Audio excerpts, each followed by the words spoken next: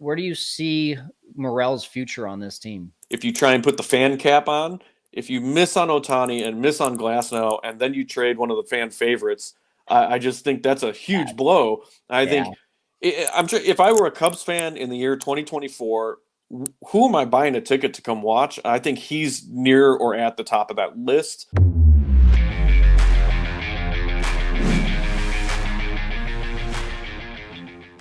Hey, what's up, Setup Nation and Cubs fans? We've got Jordan Bastian from MLB.com. Jordan, super excited to have you on. We're going to talk about the offense today right now with the Cubs. But fun fact really quick before we introduce Jordan, he likes running with the snowman and the polar bears. We just got done with a run at 20 degrees outside in shorts, which is just like, you're one of the crazy ones, man. I'm over here in California. I can't touch that. Yeah, it's you got to stay in your routine. I run for the mental and the physical health. I'm trying to be younger than my age. There you go. You're doing a good job, man. So before we get into some of the offense, the big glaring thing right now is we are about 6 going on 7 weeks into free agency, and the Cubs have Craig Counsell to show for. It's just been such a weird offseason. It felt like such a strong statement to make out of the gate, followed by nothing. So, as a beat writer for the Cubs, what's the feel been like from your viewpoint on all this? Yeah, I think it's been encouraging, at least, that the entire market has been slow. It's not like everybody's moving and the Cubs are the only team not doing anything. I think the Royals have been the busiest team. Dodgers, obviously. I think the big thing here is the gap between the top available players this year, whether it's trade or free agency, and then the second tier and third tier options, it's a chasm. I mean, it's a huge gap between the best available and the next options. And so I think a lot of the holdup, first of all, was the Shohei Ohtani market. Sure. Teams that were in on him, even a small group, was going to wait to see what happened with their plan A. And then when that doesn't happen, they can pivot. Well, in there, we saw Juan Soto get traded, so that might have been a plan B that fell off the board for some teams. And then, the next tier guys, the Cody Bellingers, the Matt Chapmans, they're going to try and take advantage of a market where maybe they can get more in this specific offseason than they would in another offseason just because they're the plan Bs. And I think they're maybe lesser ball players than some other offseasons crop in that group. And that's not to take away from those guys. It's just usually there's a hierarchy of what's available.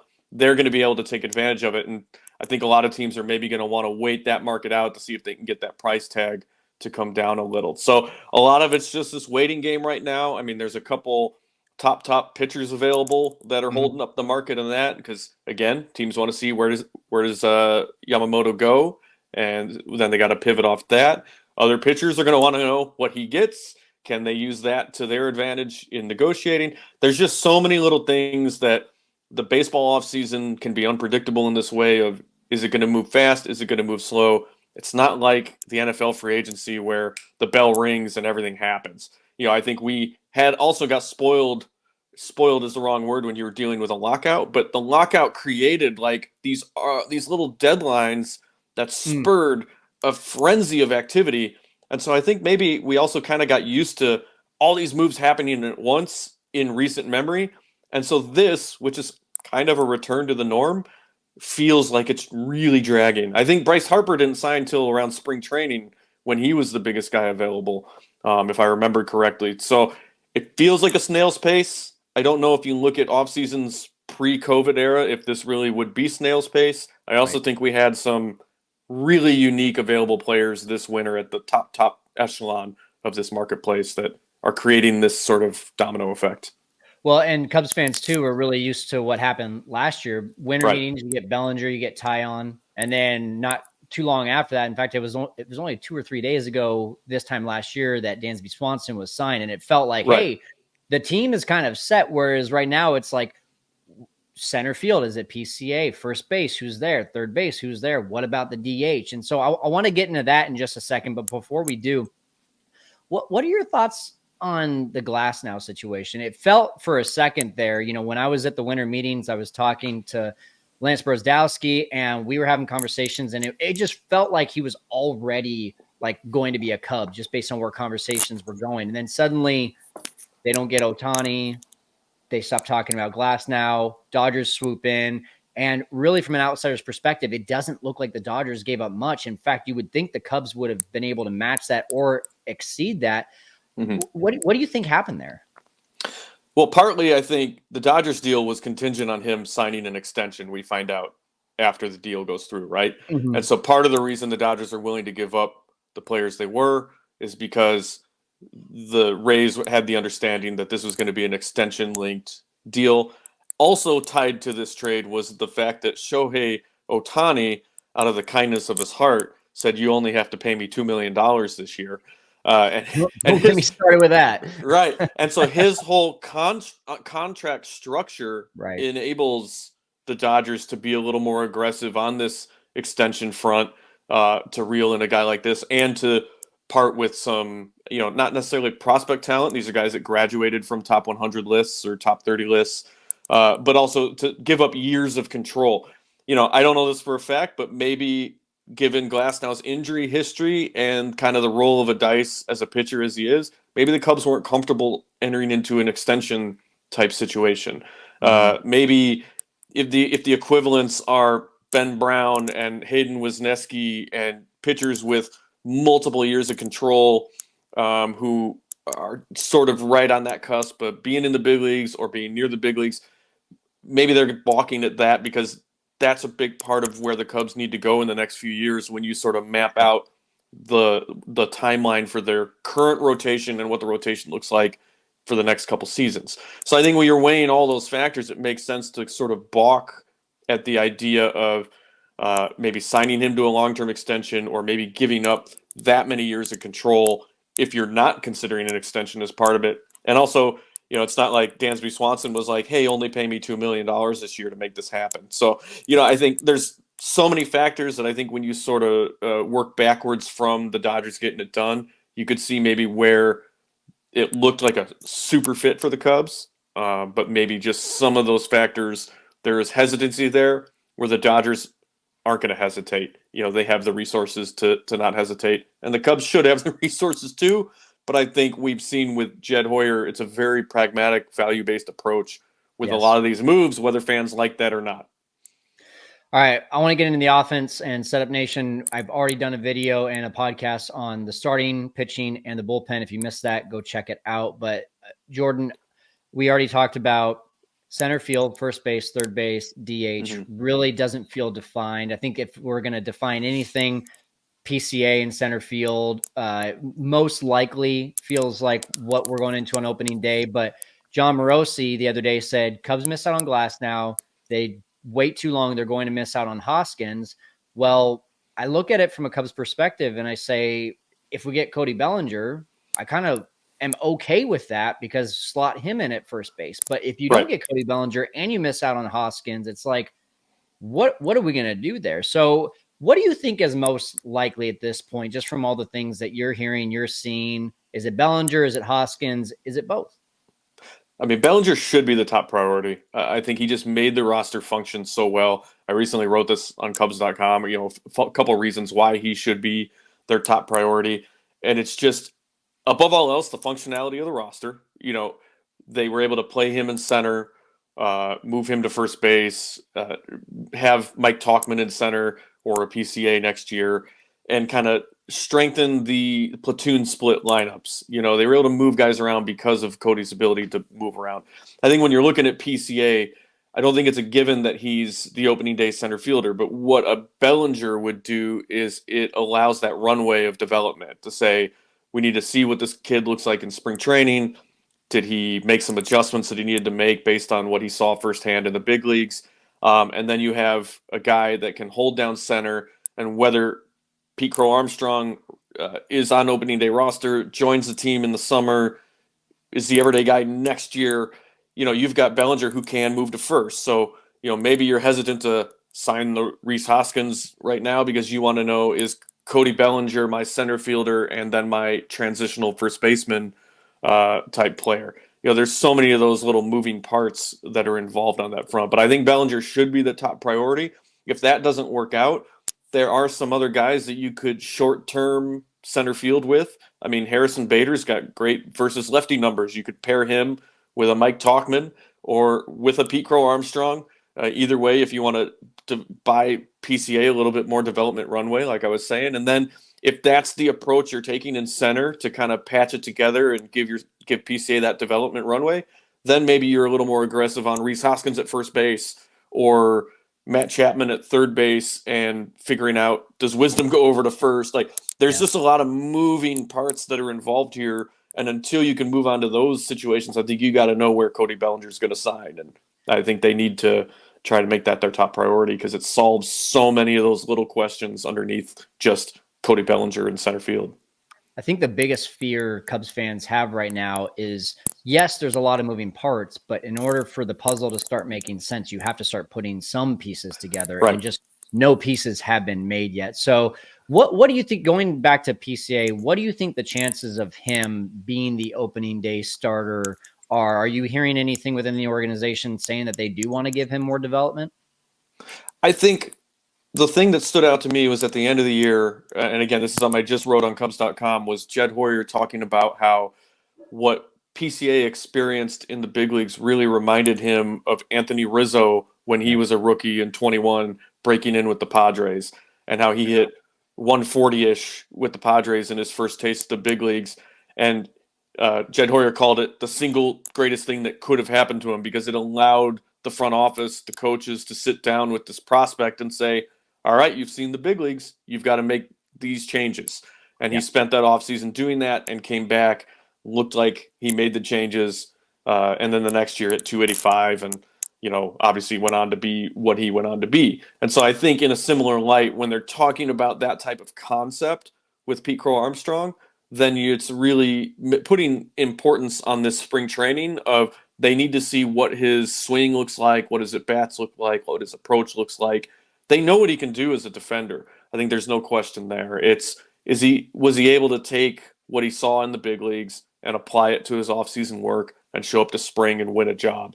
I also just don't think it's going to be a situation where they say on day one of spring training, yeah, Pete Crow Armstrong is our starting center fielder. They're going to want to make sure it's a situation where he's going through a camp, competing for a job, showing what he can do under that type of situation as well.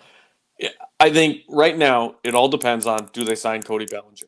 I think if they sign Cody Bellinger, I don't think Pete Crow Armstrong is their opening day center fielder. I do think he could have a place on the roster, but I think if they sign Bellinger, in all likelihood, Pete Crow Armstrong starts off at AAA and they find that runway to get him to the big leagues at some point. And as we already discussed, then you've got the moving parts where you can make it happen and match up him in his first year and really try and get the most out of him and out of other players. I think that's one of the reasons they brought Craig Counsell, was to try and maximize matchups, situations, where they play, when they play, to squeeze a little bit more out of a roster.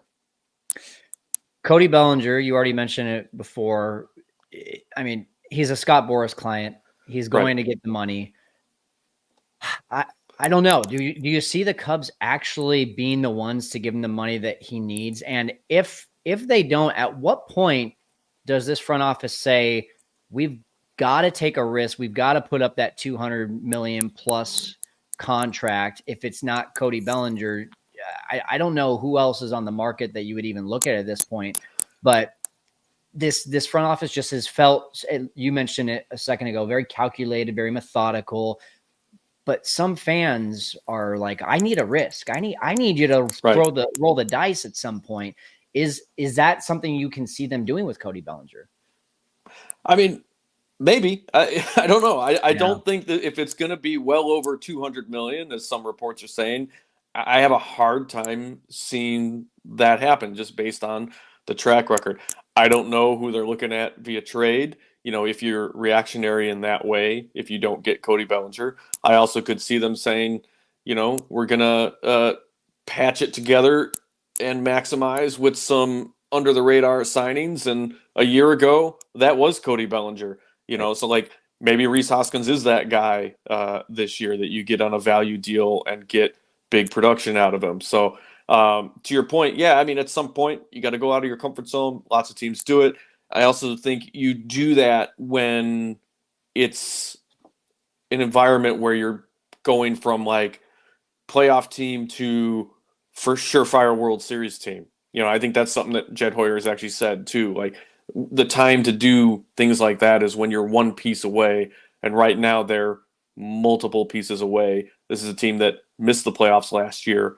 So I think you're going to still see that sort of thoughtful approach. And when you think through some of the deals that Jed has done, whether it's trades or the contracts, I do think they've all been pretty good deals. The Dansby deal ended up being, I think, the best one of the four main shortstops last year.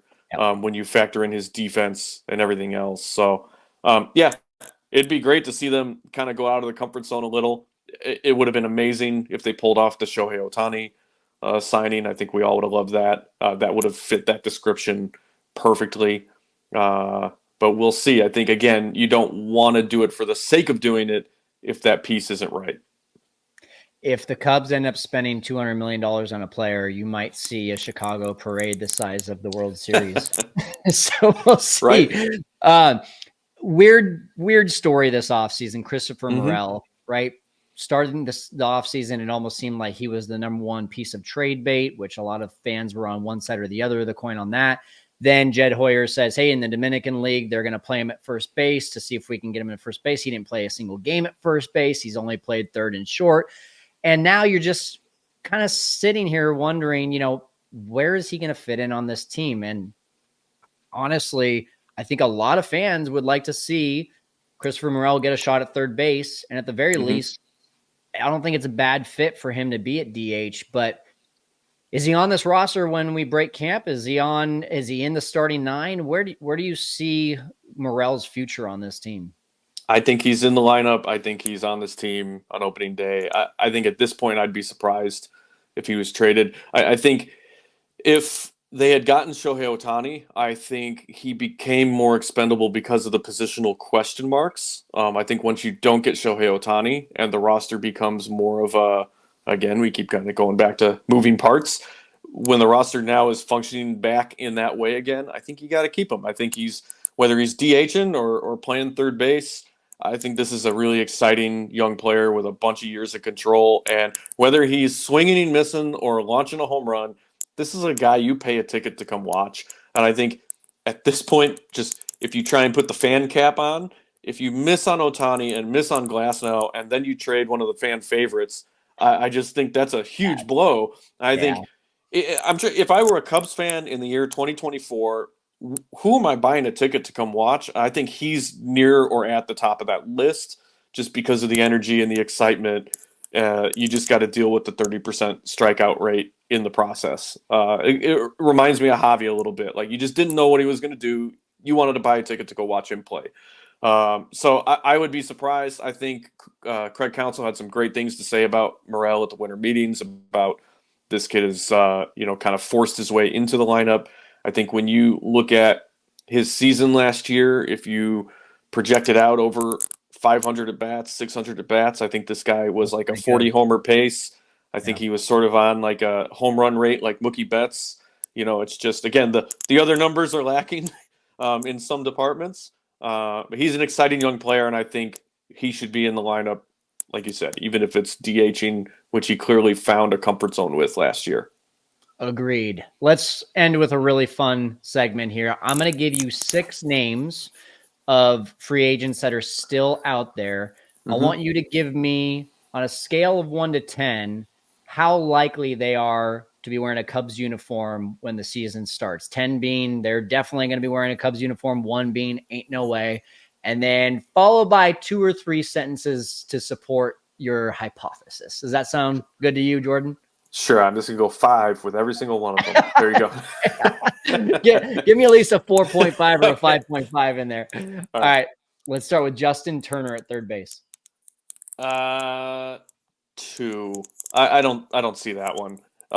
Nothing against Justin Turner. He's a great ball player. I think a couple of years ago, or was it last year when he became a free agent? I think I would have said that number a lot higher. I think right now they found, if they don't hit on Matt Chapman at third, then I think they found a combination they liked last year between Wisdom and Madrigal. Actually surprised me. Pound for pound, Madrigal was actually one of the better defenders in baseball at third last year, which was kind of shocking when you look at the advanced numbers. And then, like you said, talked about maybe it's the time to run Morel out there for the first month, and if it's not a disaster, he's your guy. So I would think Turner would be very low. Jorge Soler at DH. Another one that I would put pretty low. I think is we'll say 3. I'll put it higher than Turner, but still low. I think again, you want the DH to be a flexible position, and given the rest of the roster construct, I think you would be making the roster more inflexible than a Craig Counsell would want. So I would say low, even with all those home runs he would be launching. That probably answers this next one, given the inflexibility of this as well. JD Martinez for DH. Yeah, I'd probably say the same thing. I think if you're going to run a full-time DH out there, just give it to Christopher Morel, see what happens. I think there's situations where maybe you would want to bring in a veteran for experience, and he could play a role behind the scenes as well as providing pop in the lineup. And some of those guys that you're mentioning, like a Turner, I think JD Martinez could be valuable in that regard. But I think they have that in-house with the Swan. They have the leadership component in-house. And I also think you could get more out of the DH with some of the guys they already have. All right, I think you're going to go high on this one. You already mentioned him. Harrison Bader, center field. With the caveat of them not getting Cody Bellinger, then I think he would shoot up. I'd put it probably 6 or 7 just on my – I would like him as a target for if you're wanting to do a patchwork center field situation to buy Pete Crow Armstrong time. Yep. I think you've got Tauchman against righties, and then you would want to pair him with someone who can mash lefties. Harrison Bader provides good defense, and he has a track record of really hitting lefties well.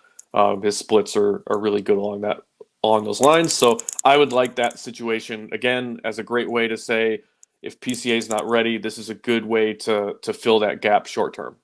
Okay, same scenario here. If Bellinger doesn't get signed, what about instead of Bader, Michael Taylor in center field? I don't think I would like that as much. I think I'll just throw that one as 5. But again, I think it would serve a similar purpose. But I like Bader for his peripheral numbers better for that situation. Last one, kind of interesting. Not a name a lot of people are talking about, which is surprising to me. But CJ Cron at first base. Yeah, I think he was a target a couple years ago. That would be an interesting one. I haven't looked too hard into that. I think I've been pretty Rhys Hoskins focused for first base if they don't get Bellinger.